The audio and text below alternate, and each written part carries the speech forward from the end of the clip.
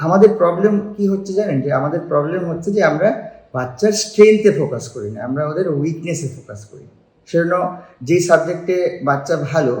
সেই সাবজেক্ট নিয়ে আমরা আলোচনা করি না, অথচ যেই সাবজেক্টে ও খারাপ মার্কস পাচ্ছে বা ওর পড়তে ইচ্ছা করে না সেটা নিয়ে আমরা সবাই ব্যস্ত হয়ে যাচ্ছি, সেটার 4টা আরও টিউশন দিয়ে দিচ্ছি বা সেটাতে আমরা ইমপ্রুভ করানোর চেষ্টা করছি। কিন্তু আমার থিওরি অন্য, আমার থিওরি হচ্ছে আপনার বাচ্চা যেটা ওর স্ট্রেংথ, ও যদি ম্যাথসে ভালো হয়, ও যদি মিউজিকে ভালো হয়, ও যদি স্পোর্টসে ভালো হয়, এবং যে কোনো কিছুতে ওর যেটা স্ট্রেংথ, কারণ যেটা ওর ভালো করছে সেটা ওর করতেও ভালো লাগবে,